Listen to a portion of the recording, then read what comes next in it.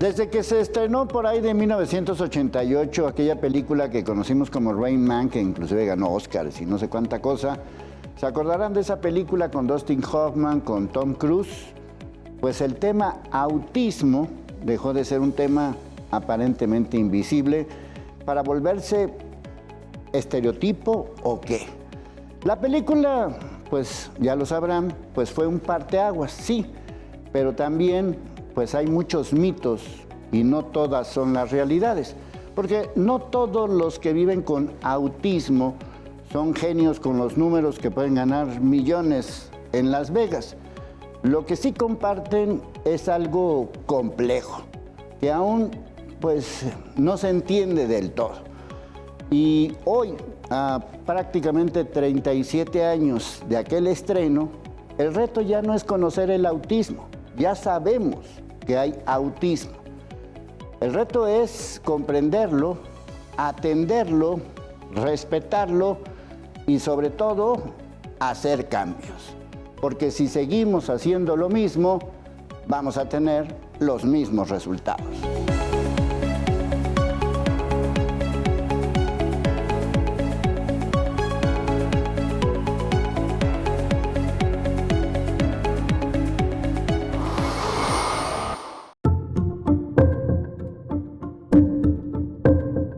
El trastorno del espectro autista, o simplemente llamado autismo, es una afección relacionada con el desarrollo del cerebro que afecta la forma en que una persona percibe y socializa con los demás. Esto genera desafíos significativos en la interacción social y la comunicación de quienes lo padecen. Puede incluir problemas para entender el lenguaje no verbal, como expresiones faciales o tono de voz, dificultades para iniciar o mantener conversaciones o para compartir intereses y emociones. También puede manifestarse en patrones de comportamiento como hiperactividad a los estímulos sensoriales, por ejemplo, ser muy sensible a ciertos sonidos o texturas o no reaccionar al dolor. Generalmente los signos de autismo aparecen en la primera infancia, pero el diagnóstico puede ocurrir a cualquier edad. A nivel mundial, la Organización Mundial de la Salud estima que 1 de cada 100 niños tiene autismo. En México, un estudio de 2016 impulsado por Autism Speaks y la Clínica Mexicana de Autismo estimó que 1 de cada 115 niñas y niños tiene autismo en México. Esto significa que casi el 1% de la población infantil podría estar dentro del espectro. En Jalisco se estima que 1 de cada 160 niños tiene trastorno del espectro autista.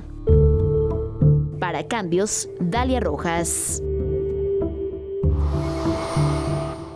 Nuestras invitadas saben y viven lo que dicen y hacen.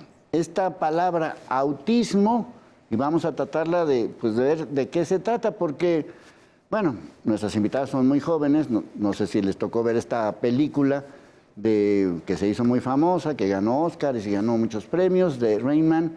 No sé si esta película refleja lo que es de lo que estamos hablando, del autismo, porque pues yo recuerdo que en esa película el personaje principal de Dustin Hoffman no lo podías tocar, era un genio, se aprendía números por todos lados y hasta una agenda, pues de estos números telefónicos y todo. ¿Qué tan cierto es esto, Valeria?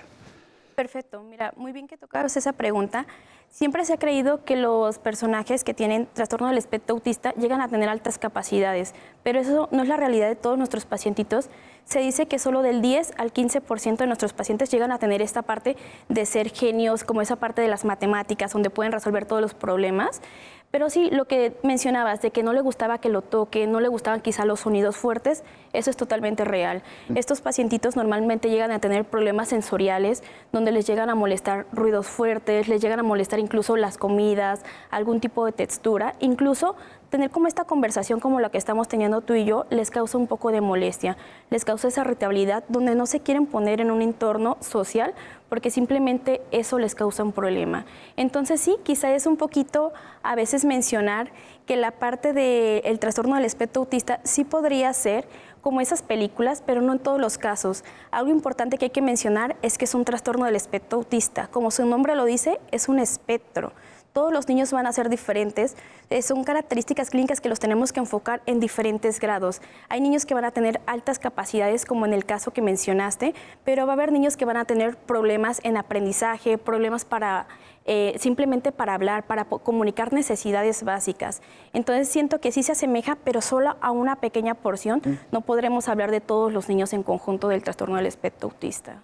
Bueno, otro de los temas, Vivi, es que pues yo nunca había conocido, por lo menos desde esa película, nunca había conocido un caso, ahora sí que personal, pero últimamente siento que pues como que hay más casos. No sé si es que haya más casos o qué está pasando. Por lo menos en mi entorno hay 2 niños así. Y pues yo no conocía absolutamente nada, por lo menos en términos generales. Y como que constantemente, tiene autismo. ¿Sí ha habido un aumento o qué ha pasado? Sí, afortunadamente el diagnóstico se está empezando a hacer en etapas más tempranas del desarrollo de los niños, entonces pareciera que hay más casos de autismo, pero la realidad es que los casos siempre han estado ahí, solamente que no se sabían diagnosticar, y eran niños que eran relegados completamente y entonces seguían avanzando su proceso y pues se hacían adultos ansiosos, adultos no funcionales, que inclusive podías llegar a confundir con personas con esquizofrenia. Pero como ahora ya hay métodos más desarrollados para poder saber lo que es el autismo, en etapas más tempranas es cuando se empiezan a dar los primeros síntomas. De hecho, la literatura es bien clara, entre los 3 y los 4 años es cuando los niños empiezan a presentar los primeros síntomas. Pero hay niños que desde antes ya empiezan a tener ciertas conductas que te pueden orientar a hacer el diagnóstico en etapas más tempranas. Entonces no tiene nada que ver todo eso que han estado diciendo de que la vacuna contra el COVID y no sé cuánta cosa han estado diciendo. No, afortunadamente, y esto lo dice la Organización Mundial de la Salud, son mitos totalmente que las vacunas produzcan autismo. Sí. Bueno, eso primero que nada hay que aclararlo porque luego de repente pues hasta el secretario de Salud de Estados Unidos sale con esa jalada, entonces por eso es importante de una vez por todas y recalcarlo, que no tiene nada que ver ningún elemento extraño. Aquí tengo algunos datos que me gustaría que los comentaran. Dice estos datos que en México se estima que 1 de cada 115 niños está dentro del espectro autista. ¿Esto cómo es cierto o no es cierto? Es cierto, justo. Se menciona a nivel mundial que 1% de la población en cuestión pediátrica llegan a tener autismo, aunque se ha visto que en poblaciones quizá llega a ser más incrementado. La última cifra que salió de la CDC dice que en 2020 1 de cada 36 niños tiene autismo. Y es un dato muy relevante porque te está diciendo que al menos en un salón de clases un niño llega a tener autismo, lo cual, como menciona la doctora Vivi, no es que sea nuevo, sino que ahorita tenemos las herramientas para poderlos diagnosticar de manera más oportuna, más temprana, y quizá esos niños o esos adultos que al final no llegaban a tener un diagnóstico, ya lo llegan a tener, y son esas cifras que se han cada vez ido aumentando. Bueno, si yo tengo un niño en esas características de 1 o 2 años, ¿cómo empiezo yo a sospechar que algo no está, pues como decimos, ¿no? Perfecto. Mira, por ejemplo, lo podemos ver desde los 12 meses aproximadamente. Ese niño que de pronto inicia con ese retraso en el lenguaje, no habla como tendría que ser, no dice sus primeras palabras, o cada vez que alguien le está hablando no llega a fijar directamente a los ojos o evita como esa socialización con otros niños. Otra cosa que llega a hacer es que no responda por su nombre o no imite como otra persona, o esa parte como característica de los niños que de pronto agarran un carrito y quieren andar como jugando. Estos niños no, estos niños los juegan como más bien a acomodarlos, a apilarlos, a ponerlos como en diferentes hileras. O, por ejemplo, desde chiquitos, esos niños que de pronto lo queremos abrazar y tiene que hacer como esa parte de darme los brazos para querer abrazarlo, este niño rechaza eso. Estos pueden ser focos rojos desde pequeñito que puede decir quizá algo no está bien y tenemos que llevarlo a una valoración. Pero eso también se puede confundir con otras cosas. Sí, claro, se podría confundir con 1000 cosas. No por tener una cosa de las que te acabo de mencionar quiere decir que tenga autismo, pero lo ideal es que si sospechamos que hay algo diferente o algo que no está teniendo al tiempo que tendría que tener, porque normalmente nos basamos en algo que son los hitos del desarrollo. ¿Qué quiere decir eso? Las funciones que tiene que tener el bebé a cierta edad. No es que todos los niños lo tengan que hacer de manera igual, pero tenemos como rangos, y si se sale de ese rango de edad, quizás sí nos está llamando como la alerta, y ahí tendremos que acudir con un pediatra o con un especialista quizá, que de ahí nos lo pueda derivar hacia nosotros, tanto a psiquiatría como a neurología. Por eso la famosa consulta del niño sano, que es la que se tiene que llevar el control desde que el niño nace, justamente para ver los hitos del desarrollo, y que el pediatra es el que se da cuenta de estos primeros desfases. O sea, sí tenemos, digamos, pediatras que de alguna manera puedan decir, aquí hay algo que se tienen que analizar a fondo? ¿Sí contamos con esto? Todos los pediatras deben de saber cuáles son los hitos del desarrollo. ¿Sí? Es parte de su por formación. Por ahí no es la cosa. Exactamente. Sí, ya sea privado o público. Así es. Bueno. Justo si un niño llevara su seguimiento adecuado de su control de niño sano, yo también soy pediatra, entonces prácticamente tendremos la obligación de detectar que algo no está normal y quizás si no es mi área o si quizás yo no soy tan enfocada en neurología, lo dirijo con el neurólogo pediatra para ayudarnos un poquito a ver qué está pasando y poder hacer el diagnóstico de manera más oportuna. Y eso se tiene que hacer, digamos, no solamente con esto, sino con cualquier otro tipo de situación, ¿no? O sea, con esto puedo yo saber si el niño o la niña tienen algo, ¿no? Lo que sea. Sí, claro, o sea, no solo con el trastorno del espectro autista, quizá con todos los trastornos del neurodesarrollo, trastorno de déficit de atención, hiperactividad, trastorno del lenguaje, entre muchos otros. Bueno, otro de los datos es que, y esta es una parte fundamental de todo esto y quisiera que se ampliara, de que el autismo no es una enfermedad, es una condición neurodivergente. ¿Qué es eso? La neurodivergencia es una forma diferente de ver el mundo, así de simple.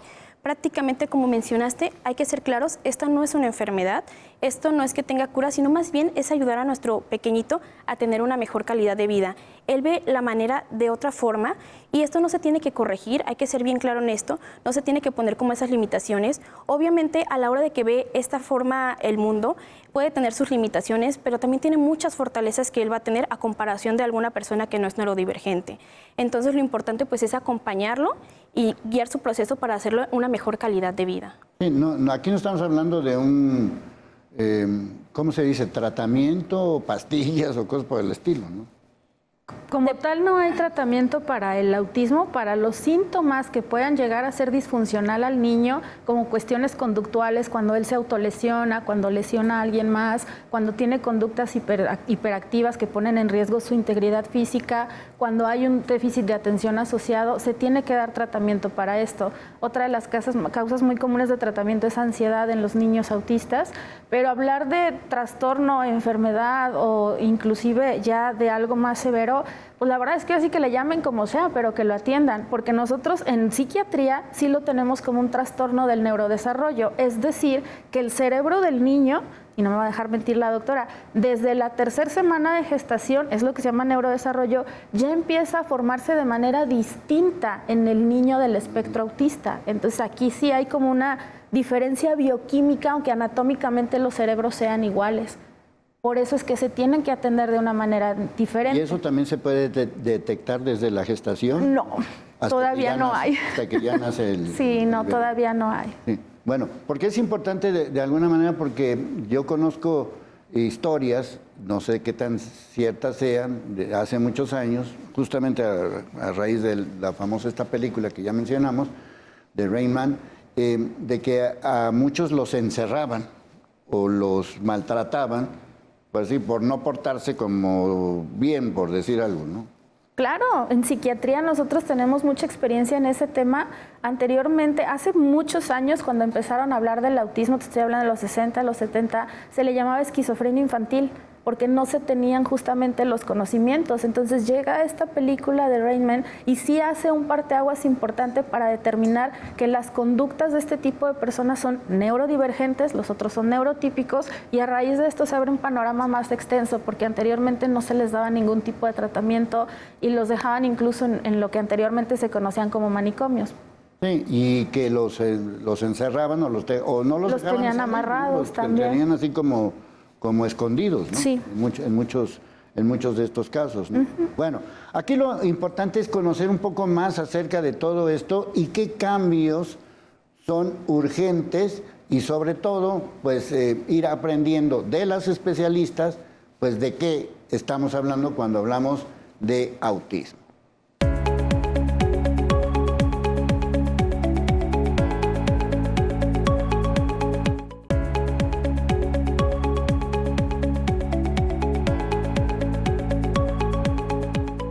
Bueno, otro de los temas que normalmente se mencionan y que también vale la pena revisar, de que no se habla de autismo como tal, sino de otra cosa que se llama, ¿qué? Asperger o Asperger, o ¿cómo se llama? ¿Se dice eso? Ah, perfecto. Justo el síndrome de Asperger ya se quitó como esa terminología. desde unas clasificaciones que tenemos en 2013 aproximadamente, debido a que eso se sacaba un poquito del nivel que era. Anteriormente los niños con Asperger, esos niños que justo como la película, tenían altas capacidades y los sacaban un poquito del trastorno del espectro autista. Ahorita lo que se hizo en esta nueva clasificación se integró dentro del trastorno del espectro autista y como su nombre menciona, puede haber diferentes grados. Tenemos grado 1, grado 2 y grado 3, donde hablaríamos qué tanto o qué tan autosuficiente llega a ser el niño o qué tanta ayuda llega a requerir. Por ejemplo, el grado 1 podríamos decir que es el grado leve, que ahí podría entrar el síndrome de Asperger anteriormente llamado, donde estos niños se pueden desenvolver de una manera quizá un poquito más autosuficiente, pero todavía le llega a fallar un poquito la sociabilidad, la parte de cómo interactuar con una persona. El grado 2 llega a ser un poquito donde ya le cuesta más trabajo, necesita como que alguien lo impulse a que lo llegue a hacer, no lo llega a hacer de manera constante. Quizá le llega a fallar mucho esos cambios a la hora de que tiene una rutina, que si le mueven esa rutina se llega a enojar muchísimo. Esa parte de hipersensibilidad o esas partes, esos comportamientos repetitivos llega a ser todavía mucho mayor. Y estamos hablando quizá de un grado 3, donde este es un grado ya más severo, donde el paciente no aprende a comunicar lo que él quiere, ni siquiera necesidades básicas en algunas ocasiones. Y algo que quiero aclarar aquí mucho es que no es que no tengan sentimientos ni mucho menos, sino quizá no puedan expresarlos en la manera que quieran. Hay niños que tienen autismo que llegan a ser muy amorosos con papás, con mamás, pero quizá no es ese como cariño que estamos habitualmente, que llegan y abrazan y que te dicen te quiero, pero lo llegan a demostrar de otra manera que es muy significativo. Entonces, el síndrome de Asperger se quedó como dentro de este trastorno del espectro autista, como para poderlos integrar y no hacer como una diferencia entre alguno. Bueno, entonces el término correcto es espectro autista. Justo. Espectro autista. Bueno, según estos datos, en México hay más de 400,000 personas con autismo, según datos de la Secretaría de Salud, pero la mayoría sigue invisibilizada, esa persona, por el sistema. ¿Qué nos dices de esto, Vivi? Pues sí, desafortunadamente todavía hay mucho desconocimiento sobre a qué instancia acercarte, y era lo que platicábamos la doctora y yo, que a veces son nivel 1 las personas, es decir, tienen una comunicación más o menos adecuada y se van pues adaptando a sus necesidades básicas, sobre todo por la cuestión socioeconómica. Pero conforme van avanzando, y es ahí donde se ve ya la dificultad mayor, es en la edad adulta. Porque ya después no se cura el autismo a los 18 años. O sea, los niños autistas ahorita están teniendo mucha visibilidad, sí, pero ¿qué pasa con los adultos que se convierten en autistas? Y entonces, como no se da este tipo de seguimiento, pues muchas veces en este mismo ámbito, porque sí tiene características hereditarias o genéticas, es cuando se van como pasando más desapercibidos los pacientes. O insisto, si tienen a veces un mismo paciente, puede ser nivel 1 en cierto grado, en algunas circunstancias, pero un nivel 3 en otras. Por eso es un espectro autista, es muy difícil clasificarlos. La clasificación no habla de severidad, de que es más autista o menos autista, habla de funcionalidad, te la divide en dos partes. Una es el lenguaje verbal, lo que la persona puede decir, pero también cómo identifica el lenguaje no verbal de las otras personas. Por eso hablan mucho de que ellos no entienden el doble sentido, son muy literales. Entonces, a lo mejor un niño de unos 8 o 9 años puede ser nivel 3 en ese sentido, pero es nivel 1 porque es muy funcional en otras capacidades, es decir, en la parte rígida donde ellos pueden dejar sus rutinas fuera para hacer una vida regular. Entonces, por eso es muy difícil hacer diagnósticos cuando van avanzando las edades. Pero esto que decías de que te da cuando seas adulto, ¿cómo está eso? Exactamente. ¿Qué pasa con los adultos autistas? ¿En qué nivel quedan? ¿Quién les brinda la atención? ¿Hacia dónde se dirigen? ¿Qué institución los atiende? Están muy ahorita aislados. Pero no es que te dé de adulto. No, el autismo, de hecho el autismo ya se trae en los genes, en la sangre, desde ahí. Pero se empieza a desarrollar en las primeras etapas de la vida. Por eso yo les digo, no se cura a los 18 años, no es una enfermedad, es una situación de un trastorno o una alteración cerebral que te hace pensar, sentir y ver diferentes las cosas. Sí, sobre todo, bueno, por lo menos en el entorno de los dos casos cercanos que yo conozco, hay una característica. Los papás dijeron, ahí se ven. Me imagino que esto también es frecuente, ¿no? Que si el papá o alguien está viendo que aquí algo va a estar medio difícil, pues nos vemos. ¿Sí es común que abandonen los padres a los niños? Sí llega a ser algo común, desgraciadamente. En el entorno donde yo trabajo, prácticamente a mí me llega mucho la abuelita que está buscando ayuda para su nieto, o porque al final papá, mamá se desatendieron de él, quizás sí son, pero son esos papás satélites, donde están ahí, pero al final no hacen nada por el pequeño. Sí, porque están trabajando, por lo que sea.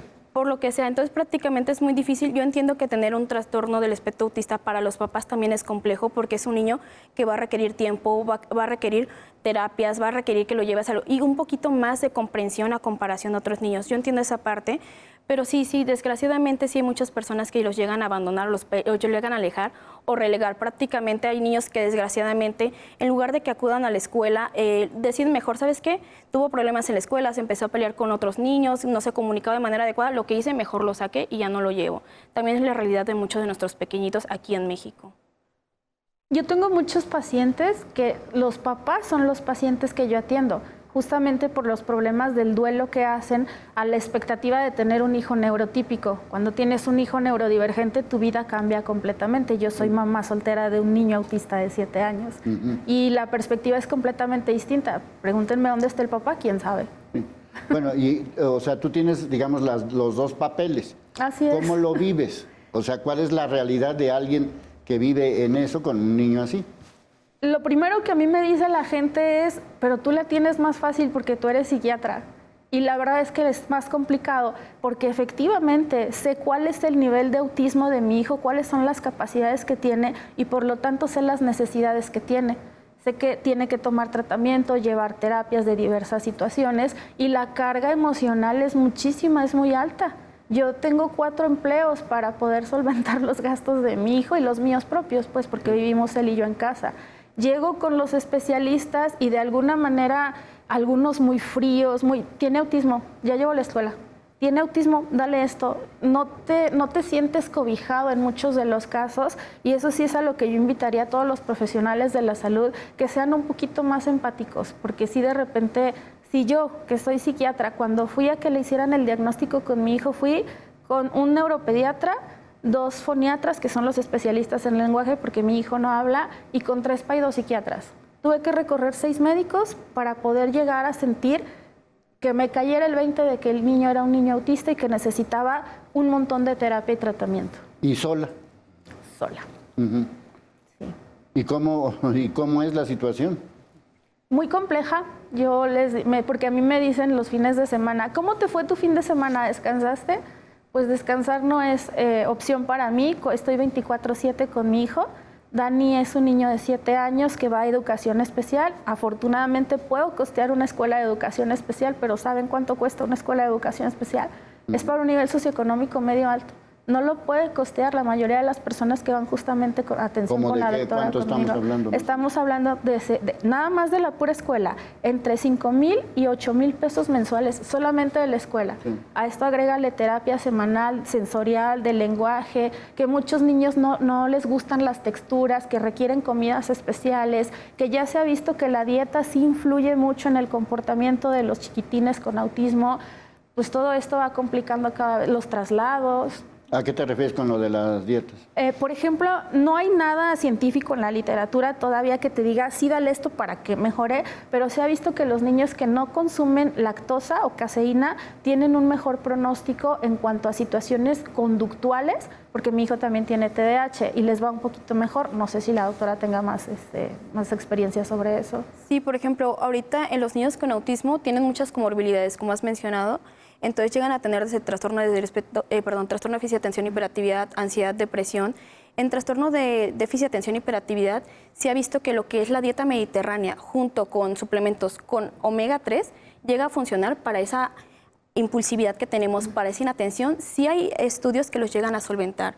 Entonces yo creo que es un poquito de lo que mencionas, que la parte de la dieta, sí todavía, tal cual la dieta mediterránea, es de las mejores como alimentaciones que hemos tenido, como dices. En cuestión de eso, todavía no hay como algo tan grande que lo sustente, pero se ha visto que sí ha tenido cambios. Entonces es muy complejo, como mencionas, esos gastos que tienen, porque estoy hablando que tiene terapia cognitivo-conductual, que va a tener terapia sensorial, terapia de lenguaje, más la escuela especial a la que le estamos llevando, más las citas con el neurólogo, con el psiquiatra, con el psicólogo, más aparte todavía darle una alimentación adecuada, pues sí se va aumentando todo este gasto. ¿Y esta alimentación mediterránea que llaman es de qué tipo es? Principalmente se combina en tener muchos pescados, muchos como ácidos grasos en la dieta, disminuir un poquito lo que son los carbohidratos y aumentar todo lo que son verduras, vegetales, justo lo que estaba mencionando. Sí, lo que no está en la canasta básica. Justo. Todo lo que no está. Salmón todos los días. Básicamente. Y eso cuando el niño lo acepta, porque como lo mencionaba la doctora, hay niños que no toleran ciertas texturas. Yo conozco niños de la escuela de mi hijo donde solamente comen papas fritas. Te lo prometo que solo comen papas fritas o los famosos nuggets de pollo. Sí. Y son niños obesos, niños gorditos. Pero si tú les cambias la dieta, los niños no comen. Sí. Y muchas veces este tipo de comorbilidades son lo que afecta directamente su organismo y la esperanza de vida. Y el papá se los da, el papá, mamá y lo que sea se los da. Es que si no, no comen. Sí, a eso voy, ¿no? Bueno, de que no coma, que coma mugres, mejor que coma mugres. Así es. Sí, porque a veces no comen. Por ejemplo, me llegó a mi consulta la semana pasada un niño que en todo el día había comido una galleta. Y ya tenía días comiendo solo galleta porque resulta que anteriormente solo le gustaban las cosas verdes, ya no le gustaron y solo come galletas ahorita. Entonces me dice el papá, ¿qué hago para alimentarlo? O sea, ya he pensado todas las medidas necesarias y no hace nada más. O sea, el papá preocupado de que el niño no tuviera deshidratación o tuviera alguna otra cosa. Entonces, sí llega a ser un poco complejo. Dependiendo de las características clínicas que llega a tener el pacientito, sí llega a ser un poco difícil para los papás. Ahora sí entiendo, como mencionaba la doctora, que no solo el acompañamiento obviamente es para el niño, sino también para los papás y explicarle cómo tenemos que tratar, qué tenemos que hacer, qué tenemos que ayudarlo para mejorar esa calidad de vida. Bueno, lo que sí sabemos es que urgen cambios.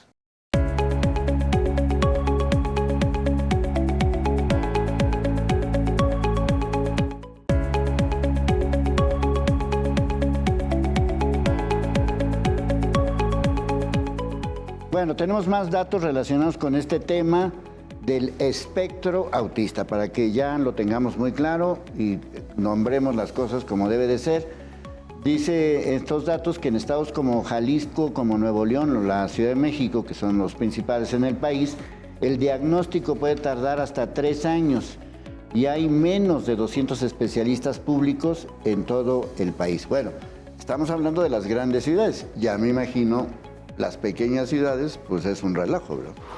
Sí, claro, justo como mencionas, hay estados donde realmente no se llega a tener valoración ni de neurología ni de pedopsiquiatría en 1 semana, 2 semanas, en cuestión de lo privado, que tú lo buscas y no hay nadie en el lugar.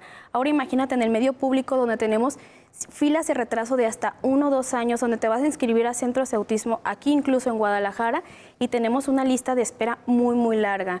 Eso perjudica mucho a los niños porque se dice que si tenemos el diagnóstico en los primeros 18 meses, 2 años, es lo ideal para nuestro pacientito. Captarlo de esa manera, ver qué características clínicas tiene y poderlo dirigir a las terapias tempranas, porque eso va a mejorar su calidad de vida impresionante. A comparación de, como mencionas, un niño que se hace el diagnóstico 3, 4, 5, incluso se llegan a hacer diagnósticos en escolares, todavía hasta adolescentes, pues obviamente son niños que quizás se autorregularon de que si le molestaban los ruidos fuertes, pues se tuvieron que acostumbrar, pero de manera que llegan a sufrir ansiedad, depresión, alguna otra cosa por todo lo que llegan a tener que se autorregularon y no tuvieron un tratamiento adecuado. Por ejemplo, esto del centro que están promoviendo en Jalisco, que por cierto invitamos a una persona del centro, pero nos canceló a última hora, porque me hubiera gustado saber para qué sirven estos centros, pero no sé si alguno de ustedes tenga alguna experiencia con ese tipo de centros, por ejemplo en tu caso, o el CRIT del Teletón, ¿sirven de algo esos? Pues mira, el CRIT sobre todo yo tengo experiencia con conocidos que van más que nada para cuestiones de rehabilitación física. Niños con parálisis cerebral les va súper bien, ahí sí yo no tengo nada que decir. Pero hay un lugar en específico donde te dan una terapia de lenguaje muy buena, que es el Centro de Rehabilitación Integral de DIF Jalisco, que está aquí por Alcalde, y ahí tienen terapias de lenguaje muy buenas. Y una foniatra que fue la que me ayudó a hacer el diagnóstico de autismo, y ya.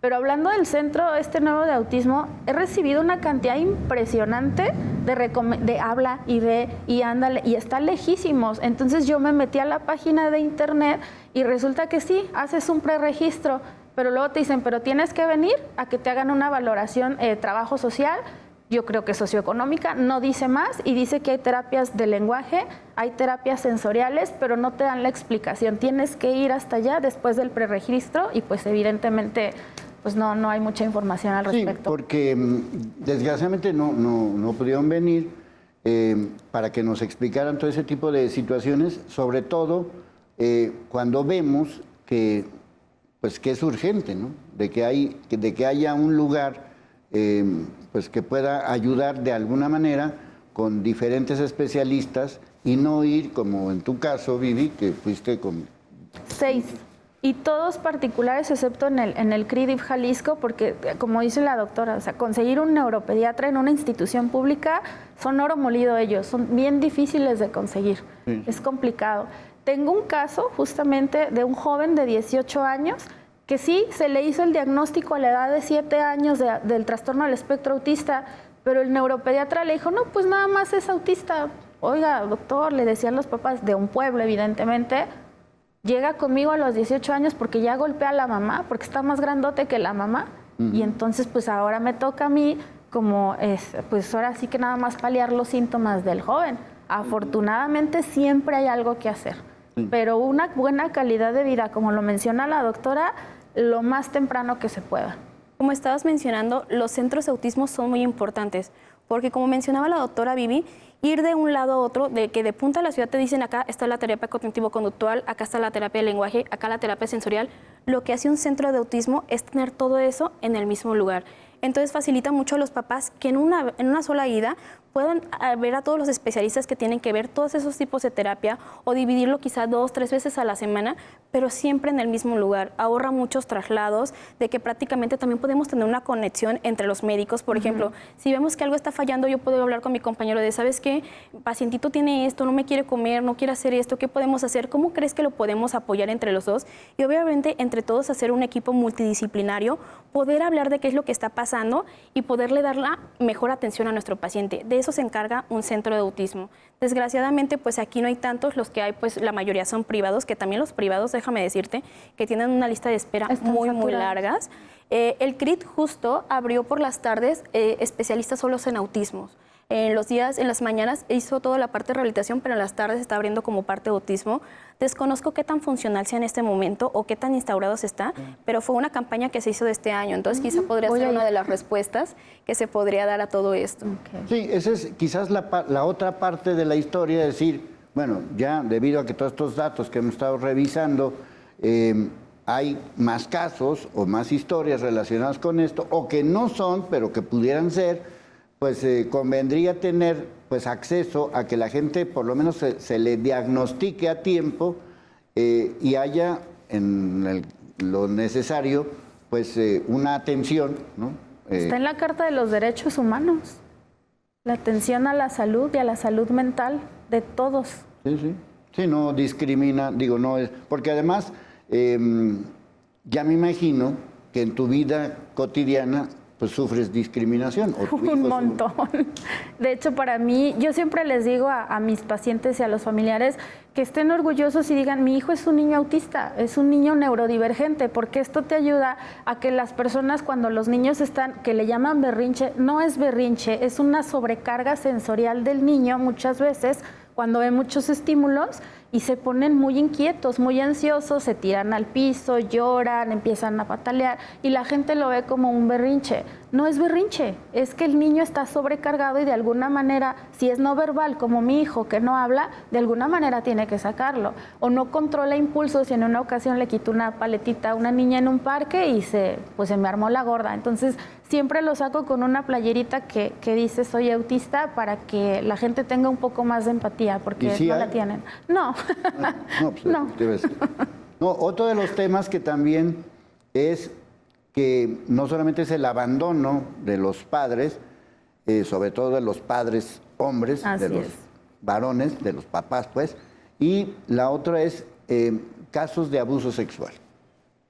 Precisamente por lo que dices, ¿no? Porque o sea, ¿cómo explico que sufrí un abuso sexual? Así es, por eso se tiene que estar uno muy al pendiente de cuando lo mandas a una guardería, una escuela de educación especial, a donde sea, pues que valoren al niño, ¿no? Que lo estén revisando constantemente Y algo que yo sí quisiera hacer mucho énfasis, que a mí no me dijeron en su momento cuando me dijeron que mi hijo era autista, cuídate. Cuídate como papá, cuídate como mamá, porque si no te cuidas tú, ¿quién va a cuidar a la criatura? Sí, tú tienes que mantenerte al 100. Así es. No tienes, ahora sí que no tienes oportunidad de hacer otra cosa, ¿no? Es muy complicado para mí enfermarme, irme de fiesta, hacer cualquier circunstancia, porque siempre traigo a mi muchachita a un lado. Y para mí es sencillo, porque hay una cuestión que se llama hiposensibilidad. Entonces a Dani no le molestan los ruidos fuertes, las texturas, come de todo, y es un poquito más sencillo llevarlo a varios lugares. Pero hay niños hipersensibles, que son los que comentaba la doctora, o como Raymond, que los sonidos fuertes, los estímulos, la gente se sobrecargan fácilmente y se irritan, y es muy difícil para ellos estar dentro de la sociedad. Bueno, aquí hay otro tema que me interesa mucho, que dice que en escuelas públicas 9 de cada 10 niños con autismo no tienen acceso a apoyo especializado y solo el 1% accede a educación adaptada como debería. Bueno, sigo hablando de los casos que yo conozco. En ambos casos los niños van en escuelas públicas. ¿Qué es lo conveniente?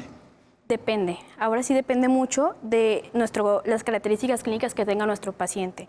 Porque estamos hablando, por ejemplo, si estamos hablando quizá de un grado 3 donde no aprende a comunicarse, quizás sí sería adecuado que acuda a una escuela especial, porque ellos van a estar más adaptados o van a tener la consideración de poderlo apoyar de una manera más precisa, y quizá esos niños que son hipersensibles, que están en un salón con 50 personas, pues obviamente ese ruido, al final ese niño va a estar en una esquina tapándose los oídos y no prestando nada de atención. Y el bullying ya me imagino. No, eso es terrible, porque prácticamente, si ahora sí los adultos que comprendemos ligeramente un poco las cosas, llegan a ser estos niños un poquito rechazados, ahora un niño que realmente no tiene ese conocimiento, pues obviamente son niños rezagados, que si todavía les cuesta la sociabilidad, ahora todavía no hay ningún niño que se le acerque, o el niño que se le acerque le va a decir alguna otra cosa. En las escuelas, pueden acudir a una escuela regular, sí. Normalmente hay unas escuelas por parte del gobierno que se llaman con apoyo USAER, que este apoyo apoya a niños neurodivergentes, tanto discapacidad intelectual, trastorno de déficit de atención y hiperactividad, entre algunas otras cosas como los trastornos del espectro autista, y les da como esa atención necesaria. Lo malo de estas es que están también muy saturadas, y también es una larga lista de espera, donde si yo quiero cambiar de mi niño a una escuela regular a esas regulares con apoyo USAER, sí tardan un poquito en tenerlo ahí, pero realmente ahorita la respuesta que yo tengo en estas escuelas cuando llegan a estar instaurados ha sido buena. Realmente soy muy comprensible de que si el niño de pronto no fue su día, porque ahora sí, como nosotros no tenemos el día, también esos niños de pronto llegan a ser un poquito más irritables, o de pronto llegan a ser un poquito más agresivos o demás. Hasta eso los maestros tienen como esa capacitación de qué hacer en esas cosas. Quizá como tranquilizar al niño y hablar a la mamá o a quien esté ahí directamente. También hay escuelas que llegan a tener moderadores, donde de pronto puede ser la mamá o puede ser un familiar, donde quizá está en el salón de clases y el moderador está justo al lado, o sea, viendo de que si el niño pasa algo, si el niño se desregula, si el niño tiene alguna crisis o algo, puede entrar el papá directamente a calmarlo. Pero ahora sí, no son todas las escuelas, desgraciadamente. No, yo vengo de una familia de docentes, lo digo de primera mano. Mi hermana es licenciada en educación primaria, y ella cada año tiene un niño con autismo en su escuela. Es una escuela de educación pública. No están capacitados los profesores para atender este tipo de niños. El maestro USAER es uno para toda la escuela. Entonces, lo agarran 1 o 2 horas al niño por salón, y todo el demás tiempo es para el profesor de educación primaria, que ni le están pagando más, ni le están pagando bien por atender a un niño con capacidades de esta naturaleza. No, yo lo digo por lo que dijiste, Valeria, al principio, que estamos hablando de 1 de cada 35, o sea, estamos hablando de un promedio de un niño en cada salón. Entonces, no es que sean 10 niños en una escuela o 5 niños en una escuela, ¿no? Ya es más, ¿no? Sí, claro, o sea, cada vez el número está aumentando, y como dice la doctora Vivi, no es que sea nuevo o no es que haya factores en este momento que lo estén condicionando que sean más, sino quizá nos estamos dando cuenta de esos casos que quizá pasaban desapercibidos, ahorita ya se está haciendo un diagnóstico más oportuno. Normalmente me llegan papás que ya tienen 2, 3 hijos y dicen, ¿sabes qué? Mis otros hijos actúan de otra manera, esto se está saliendo un poquito, no está hablando, no está haciendo ciertas cosas, entonces como que les llama algo la atención, y es cuando deciden acudir a consulta, que anteriormente quizá eso no se hacía. Bueno, pues todavía hay mucho que hacer, y urgen, como ya podemos ver, muchos cambios.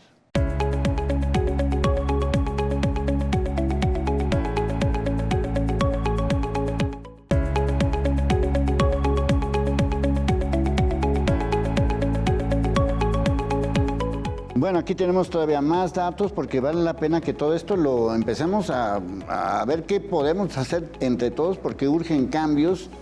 Por ejemplo, de que en Jalisco 1 de cada 300 niños está dentro del espectro autista, según la nueva ley de autismo Jalisco de colores presentada en junio del 2025, o sea, recientemente, y el 18 de junio, legisladoras y el propio DIF de Jalisco presentaron una ley que será el primer estado con registro estatal, estamos hablando de Jalisco, de personas con autismo, una red de centros especializados y un fondo estatal permanente.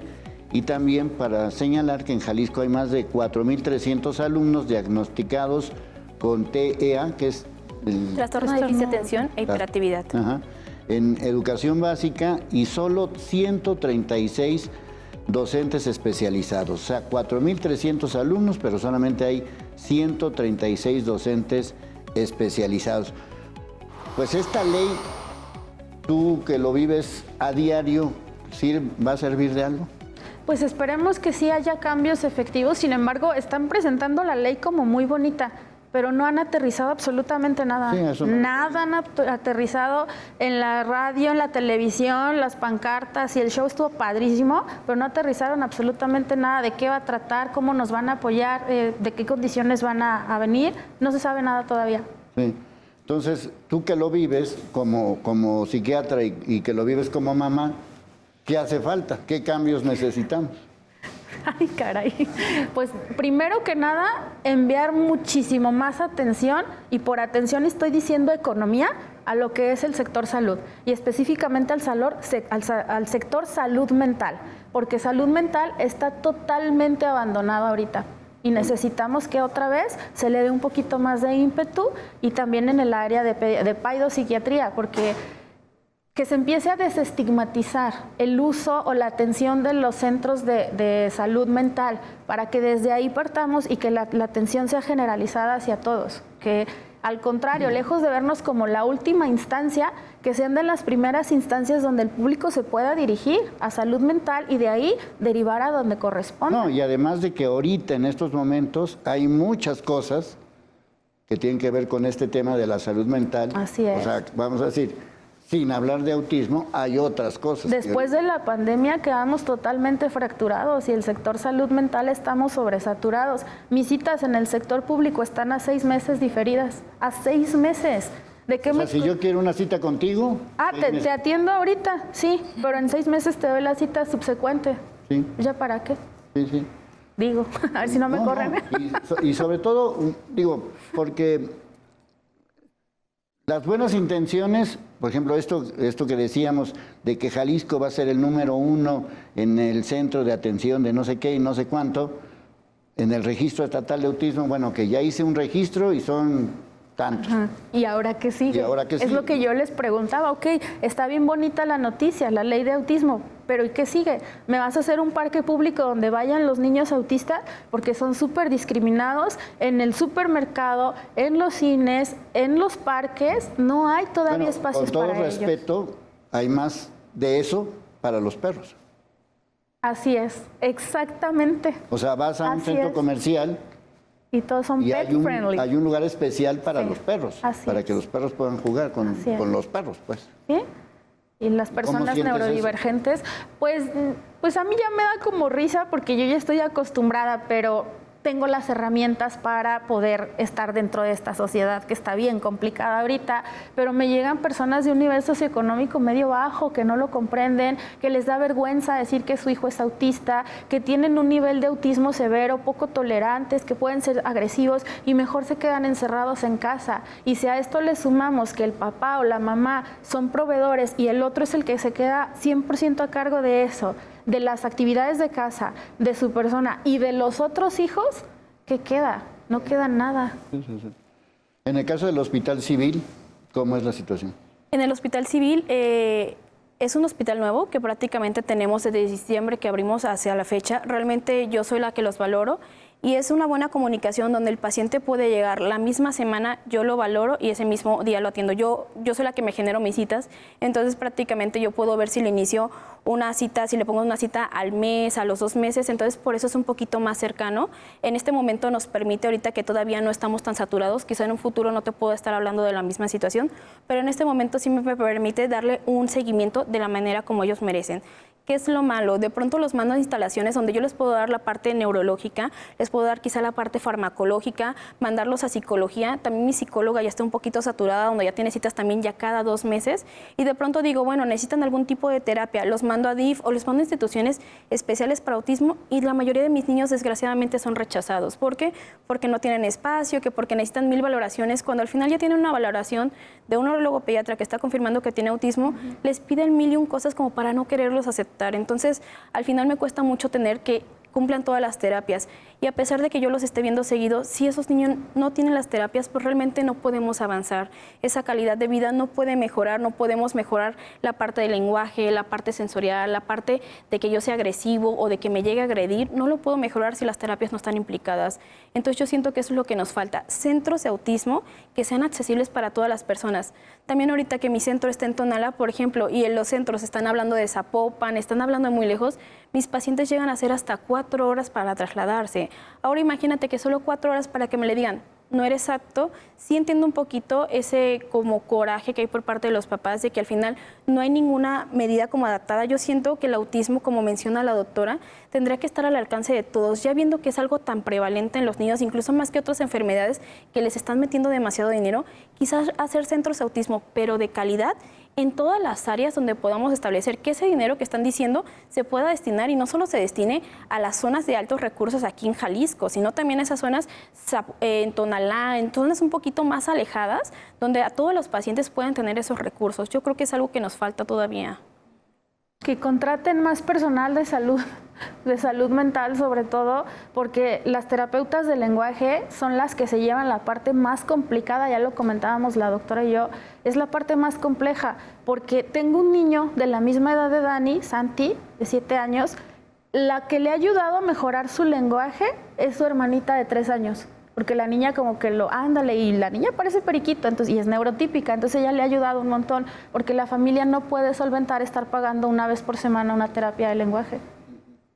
Sí, y sobre todo por lo que decías, o tienes que sacrificar la otra parte, que es la parte de tu vida personal, ¿no? O sea, no tienes vida personal y tienes que tener 20,000 trabajos, ¿no? Sí. Para poder hacer eso, ¿no? En términos reales. ¿Qué más cambios necesitamos? Pues necesitamos que se empiece a visibilizar que el autismo es una realidad. Es una realidad hoy en día, no nada más aquí en México, es a nivel mundial, y todas las enfermedades mentales en realidad ya son una pandemia como tal. Ya tenemos que verlas de esa manera, por eso les digo que en salud mental hay que empezar a poner los reflectores para que podamos empezar a atender y que el recurso se vaya realmente a donde se tiene que ir. Sí, porque esta es la parte que a lo mejor no estamos tan acostumbrados a mencionarla, ¿no? Pero si yo sí veo, y pues ahí hay, pues ahora sí que lo decimos todos los días en los telediarios, pues este tipo de violencia familiar en todos los sentidos, ¿no? Acabamos de sufrir, pues con esto que pasó en Sonora, donde un maldito mató a 3 niñas, que por cierto, bueno, a 3 hijos, 3 niñas, y otros casos semejantes que pues sí están muy, muy complicados, ¿no? O sea, la salud mental requiere una atención pues de otro nivel, ¿no? Hubo un caso muy mencionado hace poco de una mujer que era nada más ella y su hijo autista y se suicidó y después, mató al niño y después se suicidó ella, sí. Porque ya no halló la puerta en ningún lado. No aguantó. En Estados Unidos pasó eso. Sí. Bueno, ¿qué más necesitamos? Yo siento que, como dice la doctora Vivi, espacios. Simplemente desde que viajan, no sé, en una escuela, en un aeropuerto, esos ruidos, no hay nada para los niños autistas, como mencionan. Yo siento que al final es nosotros conocer esta información como población y no discriminar a esos pacientes, porque al final los vemos por la calle, al final son niños que son señalados totalmente y obviamente eso afecta tanto a los niños como a los papás. Al final los papás ni siquiera quieren salir porque los niños van a ser catalogados, van a ser rechazados, prefieren quedarse en casa. Entonces siento que te tiene que buscar los espacios, tanto en restaurantes, en cines, centros comerciales, aeropuertos, que se establezca espacios para niños neurotípicos, neurodivergentes, donde podamos tener ese espacio donde yo me puedo autorregular. Si de pronto tengo una crisis, puedo entrar ahí y me puedo sentir tranquila. También entiendo a los niños que de pronto ellos se sienten como a gustos en su mundo y de pronto los empujamos a algo que no se sienten a gusto, pues obviamente van a tener esas crisis. Entonces yo siento que también nos falta un poquito como empatía a nosotros como población, de que si vemos un niño así y quizá que está en nuestro negocio, tener un área de que no pasa nada, nos podemos poner de este lado, tú tranquilízate, aquí no va a haber ruido. Siento que eso nos falta, esa empatía para comprender un poquito de todas las afectaciones que tiene.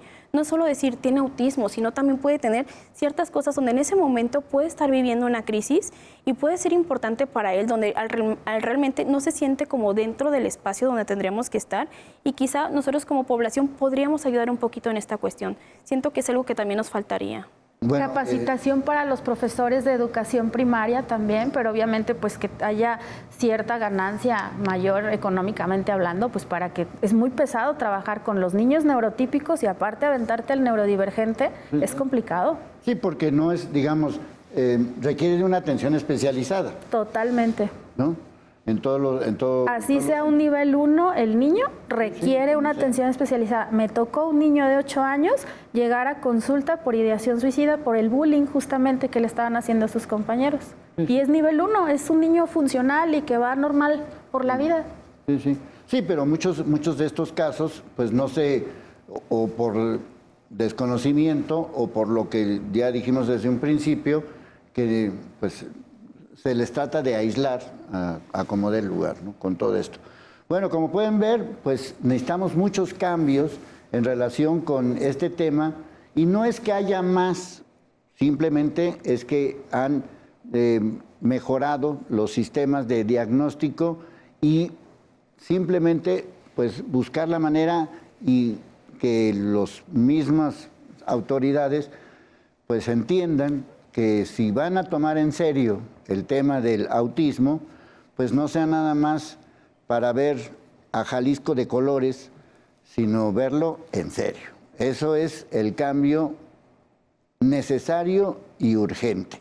Bueno, a nuestras invitadas, muchas gracias, al equipo de producción, al equipo de información. Quiero agradecerle a Juan Manuel de la Secretaría de Salud Jalisco y a Claudia Fonseca de los Hospitales Civiles de Guadalajara, que nos hayan ayudado para realizar este programa con las especialistas. Soy Leonardo Schwebel, cambio y fuera.